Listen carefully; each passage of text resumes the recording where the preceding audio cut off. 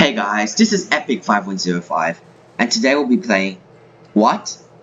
Oh, never mind. So this is the T29, which is the tank that comes after the M6, and it is such a great successor. It has everything the M6 has.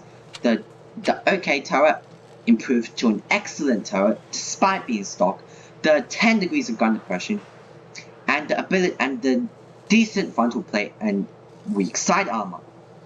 This allows you to angle, but not to expose your side as much, because I have been ammo racked a couple times, and yes, the side armor is especially pretty weak, and under the turret is the ammo rack, which is not especially a great place.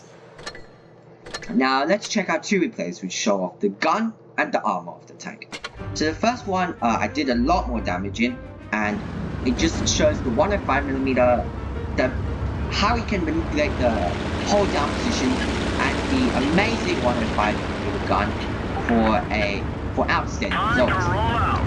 We are currently pushing with the heavies, and see that K1 that's next to me? Most of the time he'll be doing, his gun says he'll be doing a 400 alpha. However, most of the time he'll low roll 80% of the time, possibly 340, 350, maybe a 360. With this gun, it's a consistent 310. Most 300 to 310. Most of the time, you don't get low rolls, and even if you do get low rolls, it's not that much. So just look at the armor profile of the turret right there. Bounce of shot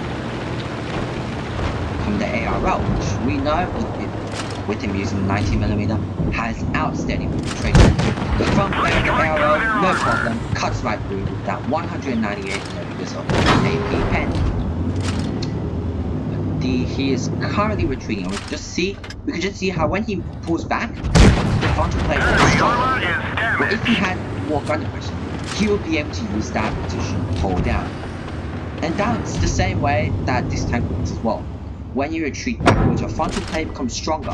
So as long as you're not exposing a lower plate, you have pretty much impenetrable front.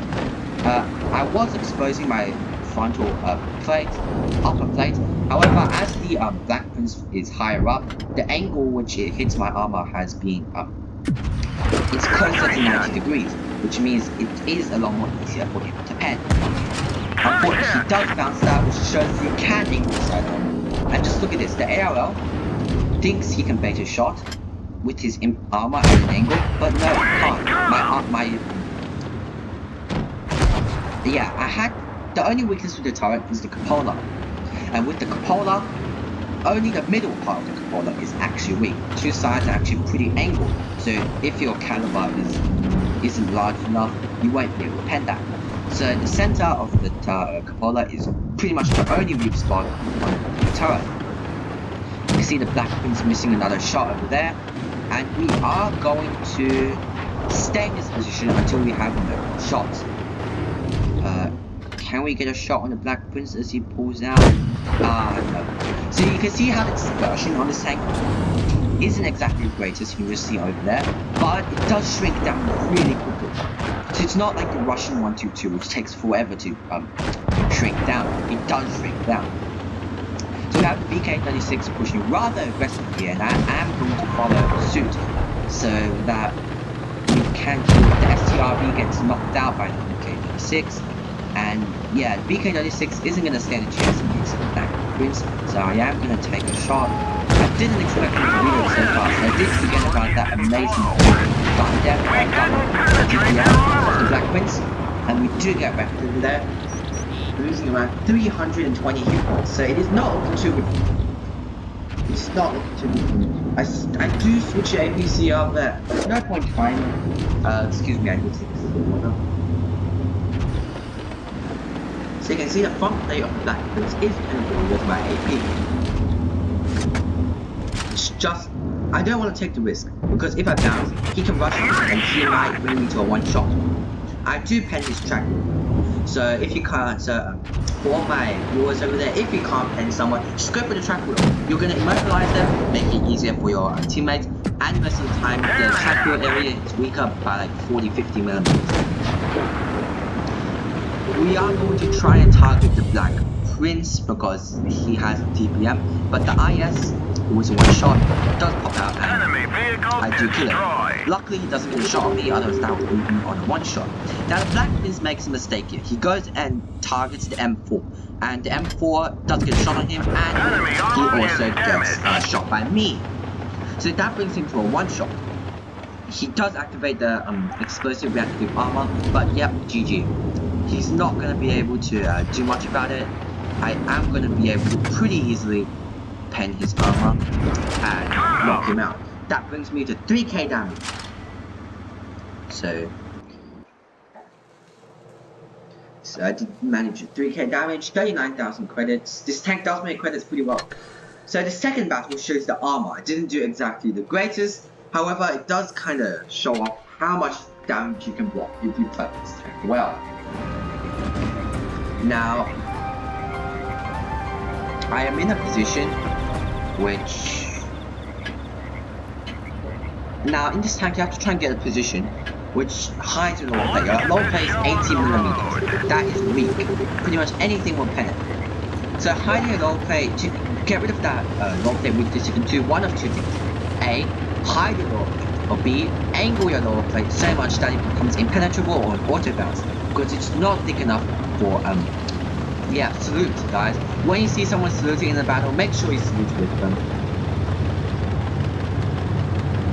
Now I'm going to push into the Pagoda, because the Pagoda does have that ledge with the steps, which allows me to stay and hold down. We are going to use this ledge. I'm hiding most of my lower plate and angling the rest of it, so it's hard for them to pen me. And just look at this, I am going to push rather aggressively over here, and okay, bouncing on the side of the turret, bouncing to on the Mantler. The Mantler is one of the best things about the turret. It can soak up so much damage, because it's just spaced armor, and that's really troll. It's around 500mm on some areas, which isn't even pennable by the ISU-152 final APC armor. You get a pretty lucky shot on the Tiger B, and the Leo also bounces again. Now we blocked 1.5k damage. Now we blocked 1.8k damage. Now we blocked 2k damage in the first 2 minutes of the battle. That just shows how much damage you can possibly bounce if you're in that position, which does hide your weaknesses. See, unlike the Tiger 2, which does have decent side armor, this tank has little to no side armor, so you have to angle the added extreme angle.